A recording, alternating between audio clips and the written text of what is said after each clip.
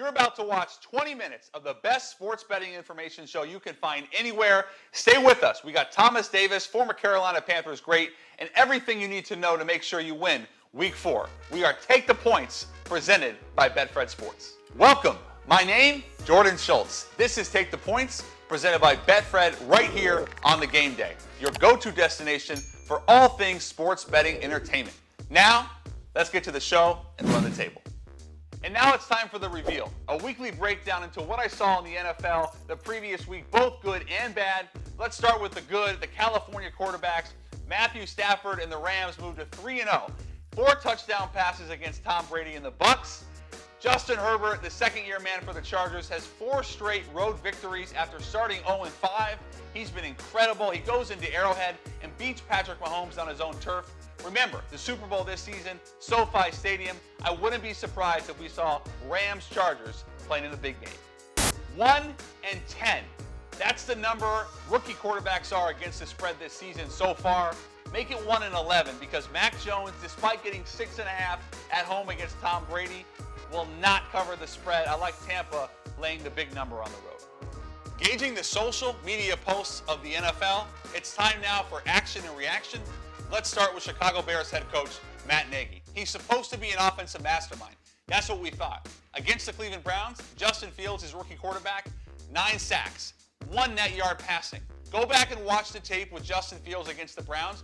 They didn't even move the pocket once. It was all in the pocket, super quick reads that never allowed the play to develop.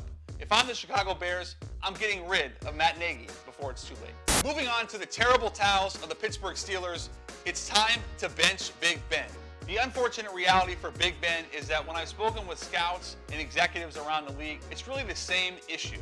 He can't move anymore, can't play anymore, and it's time to hang it up. I wouldn't be surprised if Ben Roethlisberger did not finish this season with the Steelers. While 3 weeks is hardly a barometer for predicting Super Bowl success, I do want to say I told you so when it comes to the Los Angeles Rams, my preseason Super Bowl winner, as well as my preseason MVP dark horse with Matthew Stafford, proving that it was the Detroit Lions' ineptitude, not his, that led to their playoff failures. It's time for early lines we love. Want to welcome in my man Jason Silva from Betfred. With decades of experience, Betfred Sports brings you one of the best betting experiences in Colorado, Iowa, and Pennsylvania with a variety of betting options, including in-game wagering, teasers, tons of prop bets, and more. Never miss a bet with BetfredSports.com, proud partner of the Denver Broncos and Colorado Rockies. Your first game is Chicago laying 3 against the visiting and winless Detroit Lions. Well, thanks for having me, Jordan. That game, not one that people will be rushing to go watch, I'm sure. But as a sports bettor, we try to find value in every game, especially these games that aren't as marquee to the betting public. This one is opened up at 6 in favor of the Bears. The Bears are at home playing a bad Lions team who's still winless, lost in the most Detroit way last week. First off, we've seen this line move from 6 down to 3. I think a lot of that has to do with the Matt Nagy news about all 3 quarterbacks being in play and being all in this week. But on the other end of that, I'm looking to buy back now that it's down to 3. I'm going to sit here and I'm going to lay the points here with the Bears at home. New Orleans versus the winless Giants. Now, New Orleans is laying 8. I want to know why, Jason, you think there's value in the team. And I just watched them lay an egg. Well, really, Jason Garrett did. 0 innovation in a brutal loss at home to Atlanta. Why do you like New York potentially on the road? They've had a couple close games that haven't gone their way, even going back to week 1 against they played out in Denver. They looked good in the first half until the final 2 minutes. They crumbled a little bit in the second half. You know, this is a team who's not used to winning, and culture eats everything, right? Eats strategy, everything like that. So they haven't developed that culture of how to win yet, but I think this is a good opportunity to buy low on a team here who opened up at 6. This line moved up to 8.5. I bought on it yesterday at 8.5 to the Giants, and it's back down to 7.5 actually this morning, Jordan. So I think the Sharps are thinking similarly to me that it's a good buy low spot. It's also a good tease spot now that you're up past the key number. And if it's up past 8.5, you could tease the Giants up past 2 touchdowns on the road. Could be a letdown spot here for the Saints at home. Tennessee 7.5, another huge number against the also winless Jets. Zach Wilson I guess looked a little bit better against Denver, but still has been an interception machine. It's a big number, but it's the New York Jets. Who do you like? Well, you know, in this one, and everybody's given a lot of flack to Zach Wilson here, and I think he's a really good he's somewhat undeveloped still to this point, right? I mean, he's a rookie. It's his first few games of his NFL career. He's getting zero help. When you got to get that ball out of your hand that quick, and wide receivers aren't even breaking out of their routes yet. I mean, what's the guy supposed to do, right? He's trying to make things happen. He's a true playmaker. He's trying to extend plays in his feet. And some self-inflicted wounds from him are going to come with a young quarterback with no help offensively. We saw what happened with Darnold, and now look what he's doing down in Carolina. So I wouldn't be so quick to jump on the fact that Zach Wilson is the problem here. What the problem is up front. If you can't protect, you're not going to win football games. If you like the Titans, which I do, I wouldn't worry about buying the hooks. I don't think it's going to end up being a touchdown football game. I would lay the 7.5 now before we see this number inflate to 9.5. We're going to head to the Northeast. The big game of the week, the Bet the Farm big game of the week for you. Tampa Bay, Tom Brady headed back to Foxborough, 6.5-point favorites against the, struggling Pats. Brady versus Belichick. This number feels like it's going to go up, if anything. Am I wrong? And who do you like in this game? You're right about that, Jordan. This number will be north of a touchdown. The only thing that I would say that could be holding it back for now is the news of, or the uncertainty of Rob Gronkowski playing. They can't run the football either. Another team I keep bringing up, can't run the ball, you're not going to win. But the Pats last week, leading rushers, Mac Jones against the Saints defense, leaves some room for concern. On the other end of that, the Pats threw over 50 times, and even going past him back to previous weeks, I think Mac's a really good quarterback and he'll develop well, but it's just not their time. And it's a Tom Brady revenge story. He's going to go up there coming off a game last week where there does leave some concern at the defensive backfield, how, guys just running free last week for the Rams. I test that more to the Rams being an elite offense right now. I know it sounds crazy to hear, but that Matt Stafford move, that move in defense, I think they just beat up on the Bucs. So Bucs come back east, and I think it's a great buy low spot on the Bucs this weekend. Like you said, I think this number goes up past a touchdown. Again, the only thing holding it back is the Rob Gronkowski news. And I'm laying the points. I think this will definitely be north of a touchdown. You're at 6.5 still now. You're not even up at 7. At 7, I would still lay it. Yeah, I actually just reported about Gronk. I'm told he is going to play, or very likely to play. I cannot imagine that he wouldn't play in this game. I also look at what the Bucs just did with the Rams and what they really struggled with. Basically, deep balls down the field, speed. I don't see any of that with the Pats at this point. A lot of short, intermediate, safe throws for Mac Jones. I totally agree. Buy low on the Bucs, and also I like the over Tom Brady touchdown prop, and I would lay the juice on it as well. I really think this is going to be a great spot for Tampa Bay, and I'm completely with you, my man. Jason Silva, Betfred, my man. Talk to you real soon. Thanks for the time. Thanks for having me, Jordan. Time now for Big Dogs of the Week.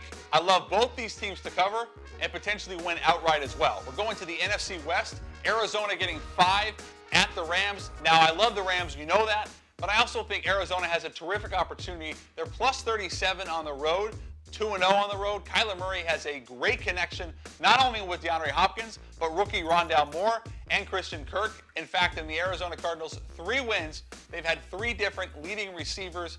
Arizona plus 5 at the Rams. Staying in the NFC West, I like the Seahawks getting 2.5 points at San Francisco, Levi Stadium, where the Niners are just 1-8 outright since 2020.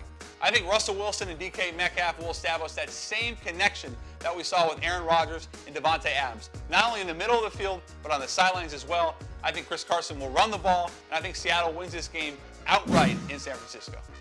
I'm about to make 2 fan bases very happy and 1 fan base extremely angry. Don't at me. Let's start with John Gruden's Las Vegas Raiders. Spider 2 Wild Banana, Derek Carr playing the best football of his career, has been efficient, absolutely finding a great connection down the field with Henry Ruggs, Brian Edwards, Hunter Renfrow, and of course, Darren Waller. Chucky has been very good so far at the head coach position. Another team I think is for real, the Dallas Cowboys. Let's start defensively. A big issue in years past. In fact, last year, the worst defense in franchise history. Defensive coordinator Dan Quinn comes in. Before the season, he told me he thought This defense had a chance to be really good because of their speed and athleticism. Then we have Dak Prescott, who's coming off a devastating injury and has been terrific so far. Arguably the best 1-2 punch in the league, CeeDee Lamb and Amari Cooper. And I thought Zeke Elliott looked the best he's looked all season, scoring 2 touchdowns on Monday night against the Eagles. Kellen Moore, despite Mike McCarthy, has been terrific as well, the offensive coordinator. Dallas at 2-1 for real. Just 3 weeks into the season, it's very early to talk underachieving teams, but let's do just that with Miami, who at 1-2 is one of the most disappointing teams, certainly in the AFC. Remember a tank for Tua? It hasn't really turned out the way we all thought it would. In fact, the former Alabama great has gone from being a dual threat magician in and outside the pocket to an in the pocket check down artist. Miami is 1-2, and things aren't looking very good considering the defense ranks 23rd in points against, and we know things will not get easier in the rugged AFC. Before bringing in Thomas Davis, smash that subscribe button to get more from the game. Welcoming in Thomas Davis to the program. Thomas, your Panthers are 3-0, and you were an All-Pro linebacker, Walter Payton Man of the Year. You've been to a Super Bowl. You know a thing or two about winning. What has happened with this ball club, and why is Sam Darnold playing the best ball of his career? You know, I think when you look at the way that Sam Darnold is playing, he has a ton of talent around him. He has guys that are protecting him and giving him time to get the ball to these receivers. And when you add in the factor of having a dynamic player like Christian McCaffrey behind him, that makes your confidence level go so much higher. And then this defense is playing at a phenomenal level. They're playing better than anybody ever expected them to be playing. And when you mix all of that together, that's why the Panthers are 3-0 right now. So Sam Darnold was with the Jets. He was a high pick. He never got scripted with Adam Gase. The offensive line was always a problem. Never seemed like he had the weapons. So what has been the difference between Adam Gase and Matt Rule, who I know has really installed himself in terms of, I'm going to be in Sam Darnold's ear throughout the entire week of practice and during the game. But what has been the biggest difference in your eyes with Matt Rule? I think when you look at Matt Rule, there's a discipline factor that really factors in. You know, he has these guys on this college schedule. You know, when you look at the way what we heard about what Adam Gase was doing with the Jets, there were a lot of dysfunction. There were a lot of players that didn't really buy into what he was trying to get them to buy into. But it's way different when you look at the Carolina Panthers and what Matt Rule has been able to do in this short time that he's been there. I mean, Adam Gase was a mess with Miami. He was a mess with the Jets, and I think that was really a big part of Sam Darnold not really developing to the players that we all thought he was capable of being. He's top 10 in the league in passing, 888 yards. That's the most during any 3-game stretch of his career. Is he a Super Bowl caliber quarterback? I'm going to put you on the spot. Listen, I absolutely was rooting for Sam Darnold to be the Carolina Panthers starting quarterback. When they were saying it was between Sam Darnold and Deshaun Watson, I felt like when you look at the arm talent, Sam Darnold was definitely comparable to what Deshaun Watson was able to do, you know, with his time with the Texans. I felt like you would have had to give up way too much to get a player like Deshaun Watson to come in, when you can get a guy like Sam Darnold that could come in and do the same thing for your club as long as you put the weapons around him. And Carolina had the weapons that they needed around them. So I absolutely feel like Sam Darnold is a Super Bowl caliber quarterback. Tell me if I'm wrong. DJ Moore's a star, is he not? A real star. DJ Moore is an absolutely certified #1 receiver. He's a star in this league. He's been trending that way for the last 3 years, and now this is his time to shine. Carolina plays Dallas this weekend at Jerry World. They're a 5-point underdog. I was surprised. I know McCaffrey's out, but in a sense, if you're defending Dak Prescott, Thomas, especially now with all those weapons, we've seen it with CeeDee Lamb and Zeke, Amari Cooper, Schultz, they look really good. How are you defending that offense, and how are you defending Dak? You know, usually you would say that you want to go out and you want to force the team's hand. You want to make them one-dimensional. But when you look at this Dallas offense, they rather throw the ball anyway. Yeah. They want Dak throwing the ball 50 times a game, and they feel like that's one of the ways that they're going to be successful. So you can't allow them to go out and have balance, but you still can't allow Dak Prescott to get hot like he was able to do last night in that Philly game. You got to make sure that when you go out, you're eliminating the Dak Prescott factor. You got to make sure that he's not a guy that's going to beat you with his legs. You got to force him to try to get the ball to CeeDee Lamb, to try to get the ball to Amari Cooper. But you got to do a great job on the back end of making sure that you devise a scheme that's going to protect you against these guys, because they're definitely matchup nightmares. They are guys that can totally wreck your game plan. But I feel like this Carolina defense up front, they're built to win. And if you allow them to get after your quarterback, they're going to make it a long day for the Dallas Cowboys. So I'm going to lay the lumber at 5. I like Dallas in this game.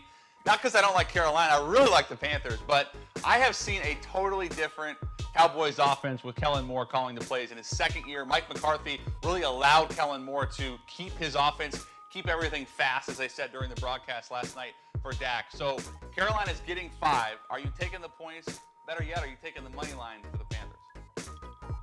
Listen, I'm absolutely taking the points. I'm taking the Panthers to win this game. I definitely feel like this is another game, a lot like the 2015 season where this Panther team is coming in here undefeated. You know, they've lost Christian McCaffrey, but Chuba Hubbard, he stepped up in a big way on that game Thursday night. And I feel like he's a kid that definitely gets better with more carries. The more carries you give him, the better he's going to be. And he's going to go into this game as a starter, and he's going to show everybody, like, listen, Christian is gone. He may be out, but I'm capable of carrying the load. So I feel like it's not going to be a huge drop-off from a rushing standpoint, maybe some drop-off in the passing game. Losing Dan Arnold is going to be a huge blow for the Panthers, but I feel like they're going to bounce back. They're going to be good to go. Now they're going to get the ball to Robbie Anderson a lot more, and he's going to be able to generate some offense for this Panthers team, and I just feel like they're going to surprise a lot of people. Vote, pick the Panthers. Keep pounding, huh? Yeah, a bit of a return. Chuba Hubbard played Oklahoma State. He's been terrific in a limited role. I'm with you on that part. I guess the last question from this game would be, it sounds like, Thomas, you want to keep Dak in the pocket. Don't let him move the pocket like Philadelphia did. Keep him somewhat stationary and therefore maybe a little bit more predictable. Is that fair? Absolutely. You gotta keep him in the pocket to force his hand, because when he's out of the pocket, he's proven to be a dangerous commodity. If you allow him to get out of the pocket, he has 2 options. He can throw a dime, which he's proven that he can do, or he can take off and run it. And we thought that Dak was going to be hesitant coming into the season after suffering the injury that he suffered last year. But he's proven that he's not afraid to pull the ball down and take off running and generate extra yards and keep the chains moving. So that's something that this Carolina team definitely has to pay attention to. But I feel like they have the guys on the edges to keep him contained. When you look at Brian Burns, when you look at Hassan Reddick, these guys are built to get after the quarterback. They're great rushers, and they have 2 guys inside, and Daquan Jones and Derrick Brown, that are going to force the pocket and try to force Dak out. Okay, Thomas, you ready for a little rapid fire? Let's do it.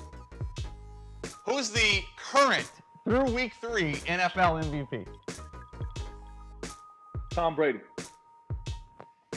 Who is the best team in the league right now? The Panthers. Who's the best running back in the league right now? Christian McCaffrey, easy. Coach of the year through week 3.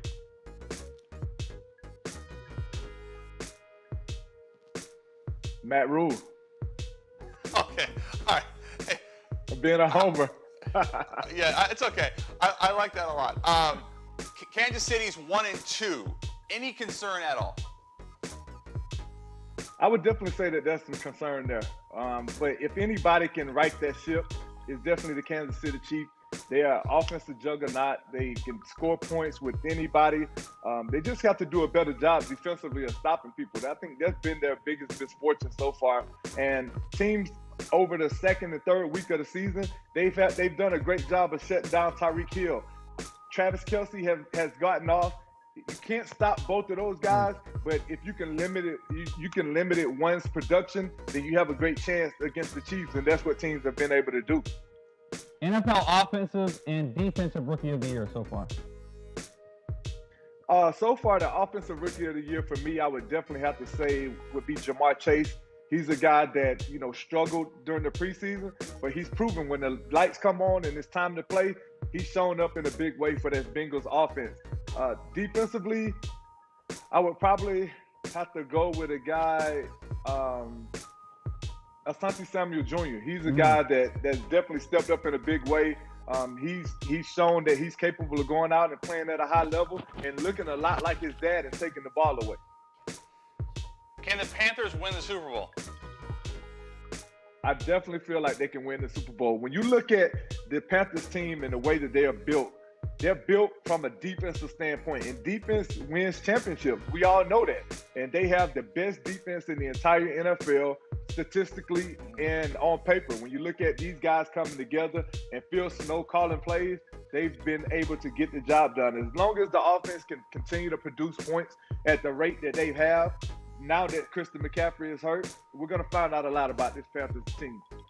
True or false, Justin Herbert is a top 5 NFL quarterback right now? True. I absolutely believe in Justin Herbert. I felt like last year he was a kid that came in and established himself. And this season, all he's done is proven everybody that he's capable of being who we thought he was last year. He wasn't a sophomore slump for Justin Herbert so far. He's gone out and played in big games. He played against Dallas. They came up short, but he came right back the next week and played in the biggest game that they've played so far in this short season against Patrick Mahomes, and they went out and they won that game. Last question. Bobby Wagner still the best linebacker in football? Bobby Wagner is the best linebacker in football now that Luke Kuechly has retired. I love that. I love it. Perfecto. Thomas Davis, want to thank you for joining the show. Continued success, and we'll talk real soon, brother. I appreciate it. Thank you guys for having me. Thanks for joining us here on Take the Points, presented by Betfred. Don't forget to subscribe and follow me at Jordan Schultz on Instagram, at Schultz_report on Twitter for all your sports information and betting needs throughout the week. And of course, follow the game day on all social. We'll see you next Tuesday on Take the Points.